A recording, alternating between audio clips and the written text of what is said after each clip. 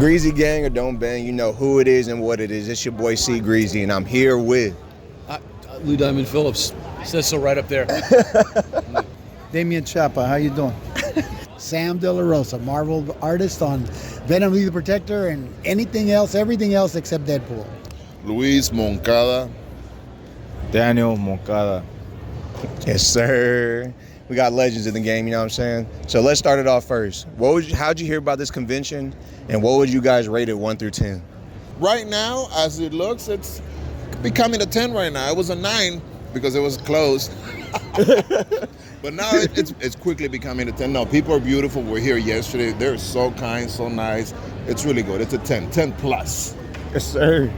10 plus. Easy. Well, you know, I think it's been a pretty good time here. I spent a lot of time in Texas, spent a lot of time in San Antonio. So this one was an easy yes when I got invited. This is my first big Texas Comic-Con show, so it's been awesome. Non-stop, Friday, Saturday. Today is leisurely, but still busy. Okay.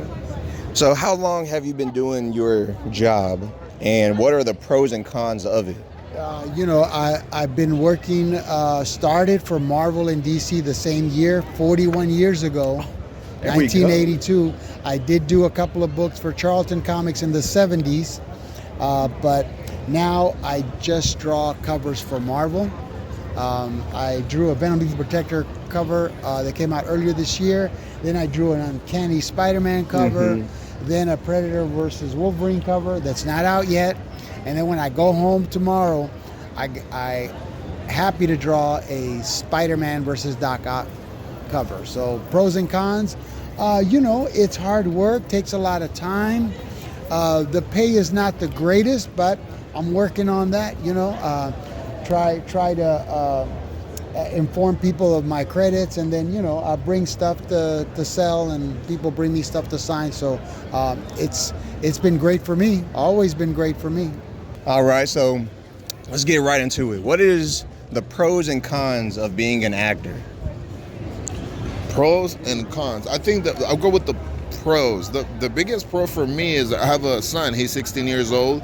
And the pros I have is that, when I work, but when I have free time, I have so much free time for him. So I spend a lot of time with him, with my wife. So it's really cool. Now, the cons of that is that when I do travel, like today, this weekend, my son has a game today, and I'm not there.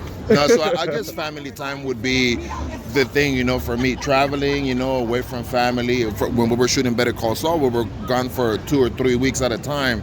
It's really hard when you have a family, So yeah. I think that's those are the cons, and there is more pros to it. And you get to meet good people. Like, we come to these places, you know how cool and humbling it is that people come from far away to say hi to us, to take pictures with us. Yeah. It is freaking cool, man. They come after work. It's a beautiful thing. They love, they show us. Man, I got to show them love back, man. So they come here trying to give them the full Breaking Bad experience. Same thing. The pros, same thing as him. You get to get free time. You're sort of like your own boss. The cons is always going out of town. Okay. Going to conventions, going to work out of state. If you like to travel. If you like to travel, it's a good thing, but I don't really like to travel too much. He's been into Texas 3 or 4 times, so yeah, poor him. No comment. Right. There is no con. My goodness, for anybody who had a dream, to be in the film and television business, the fact that I got lucky and I've been fortunate. I trained for it, did high school plays at Flower Bluff, went to the University of Texas at Arlington and got a degree in theater. As a matter of fact, I'll be teaching a residency there for about a week, literally starting in 1 week. So, go give a little bit back, try to light that fire for some other young students. But, I'm the luckiest person I know. It's been 35 years since La Bamba, 40 years since I got my very first professional film in Dallas. So the fact that I've been able to have a decades-long career, that really is the icing on the cake. People say to me all the time, "Hey, how do I become an actor?" Yeah. And I always tell them, well, go do something else, because this is not easy. It took a lot to come up. This was not something overnight for me. I did years and years and years of theater in New York, off Broadway, and did a lot of plays in LA, and it took me 7 years to get an audition, a real audition. And then when I auditioned finally for a movie, I got it. It was called the James Dean biopic. Now Leonardo DiCaprio was going to play in the Warner Brothers, and I was going to do the independent one. And we were on the front cover. I think it was LA or New York Times, and and he was younger and I was younger, and it was a very exciting time. And then all of a sudden the movie fell through. So it's and then of course I got Blood In, Blood Out later, but it was always a struggle. And even, when an actor's in his prime, it's a struggle, because being an actor is not an easy thing. Don't think it's easy, because it's not. Right. It's a lot of work, and you have your ups and downs. You have to have a lot of tenacity, you have to be a very strong person to continue. I've been here 30 years now, and a lot of people don't last, but I tell you, I got lucky, because I had some great films like Blood In, Blood Out that kind of boost the career. But the pros and cons, getting back to that, I think it's all pros when you think about it once you get there. Yeah. Because what's bad about getting paid a lot of money to do what you love? Nothing bad about it. There we go. And what was your favorite and least favorite role? Well, I would never have taken a role unless I thought it was interesting, or at least it helped me in my career, or even helped me with my family. Right. So for me, I'm an optimist. I look at it like all the roles I've chosen, whether people like them or not, for me, it got me to the next step. It was a stepping stone. But I would say that playing Lalo Menendez was a very interesting part for me, to play somebody that murders their parents. That's a very psychological role, Right. And when I got into that was a very interesting time in my life. I really had to study to play Lalo Menendez. And of course, Blood In, Blood Out, playing Miklo Velka, was a real challenge. And I would say there's a lot of people that helped me in that movie, but I think Danny Trejo was my favorite guy on the set, because Danny really helped me. Yeah. He's a great human being, and he's a very emotional actor. And I had a lot of respect for Danny in those younger years. He really helped me up a lot, and I love Danny Trejo. He's a great guy. And Blood In, Blood Out was, I think, my favorite.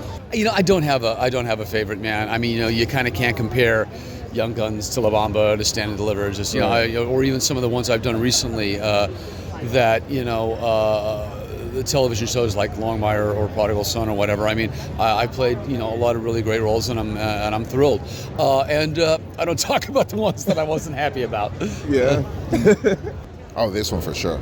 I've done others that are pretty good, but this one is just special. You know how we did the panel yesterday, and Patrick said it best. This is almost like a role of a lifetime. I'll probably get other stuff, and I've done other stuff that actually had way more content, more lines, more screen time. But do you guys know about it? No. I'm gonna give you an example of how this is a lifetime role for, I think, all of us that work Breaking Bad and Better Call Saul.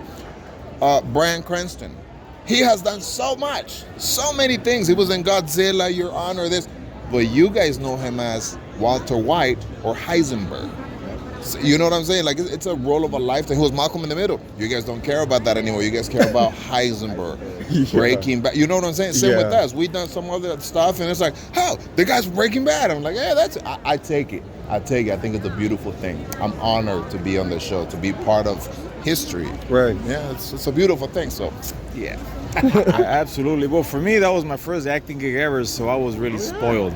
So every time I go to another set, I could never compare it. It's never the same. I can't. Spoiled. Yeah. All right. So, in the nerd world, you know what I'm saying? In the nerd world. If you had to save your soul and pick one universe, who would it be, Marvel or DC? Who we rocking with and why? Marvel. Wait, there is DC? I know what. No, don't be shaking your head over there. Hey, man, I know where you live. Yeah. Marvel gang or don't bang, DC for the little boys. Stop playing with us. You know what I'm saying? Marvel or DC? That's right. You gotta choose one. Jesus Christ. Neither. I guess I'm gonna have to go with DC, LDP and the DC. With, on the DL. Oh man, just broke my heart. You know what I'm saying? On this channel, we do Team Marvel. You know what I'm saying? Marvel Universe. You set me up, man. You set me up for failure there. You know, because as a little kid, the Marvel comic books grabbed me the most, you know, with Stan Lee's writing and his style and his idea behind the stories of these characters. It connected more, I think, with people and with kids, because the characters had ordinary situations that a lot of us have been in, you know, of all kinds. So it would have to be Marvel. But both companies have iconic characters, you know, and I got to work on the major characters from both companies. So I'm fortunate. There we go. Marvel Gang or don't bang. And DC for the little boys. Stop playing with us. Here we go. All right. Y'all heard it here first. Greasy Gang or don't bang.